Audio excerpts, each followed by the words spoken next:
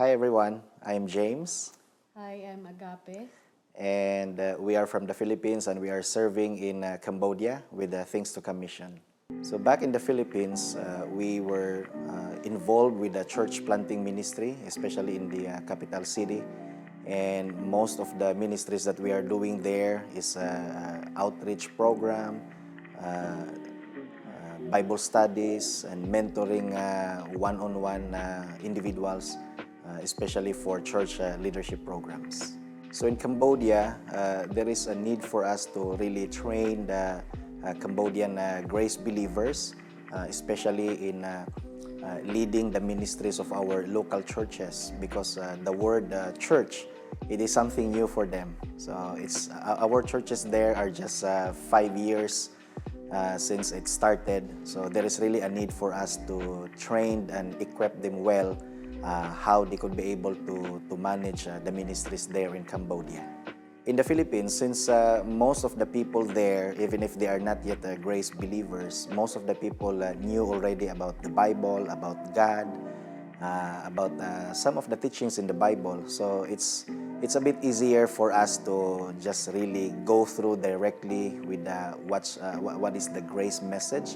But in Cambodia, since most of them are with a Buddhist background, they don't really have any idea about who God is or what is the Bible. So we really need to go back to the basic foundation about God, who is the creator of all things.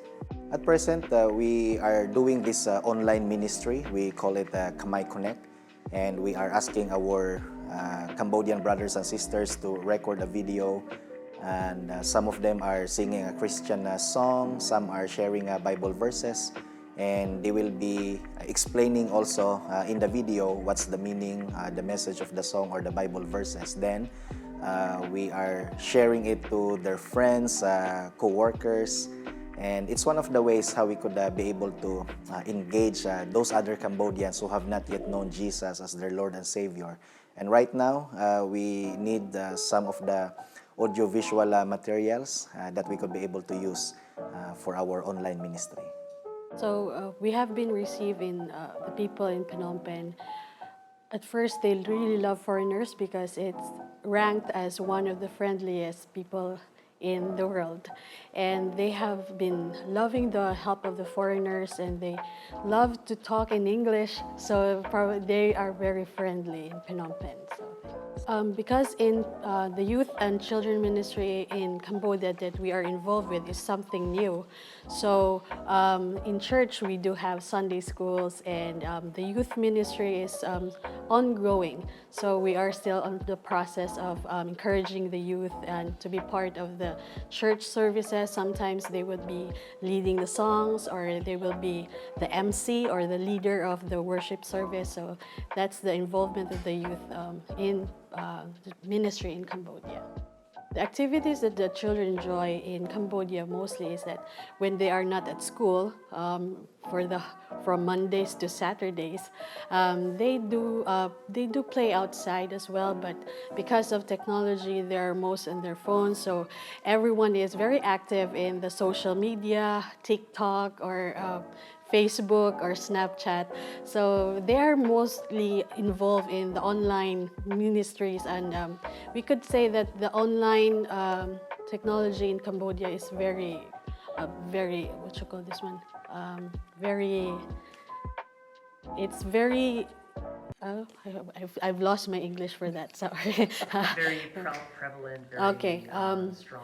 Because the technology in Cambodia, internet is so fast, and the population is just, they are not that populated. So most of the people they have their own phones. So they always spend, the youth spend, or the children would spend more on their iPads and their phones.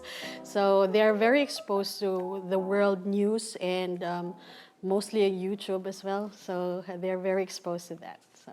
One of the challenges that we face in Cambodia, first and foremost, is the language, because even though we are in Southeast Asia, their language is just so different. In the Philippines, we are reading the American letters as well, but in Cambodia, they have their specific alphabet or Khmer alphabet. So we have to go through, just like going to school, so we have to go back for elementary reading. So that is one of the, I could say that the hard challenges for us as missionary, especially when you want to share to them about the gospel and you need to speak the language. So it's pretty hard to share the gospel if you don't know the language. So one author says, if you know the language, you can talk to them with if you know their language, you are speaking to their hearts as well. So I think there are many fun things.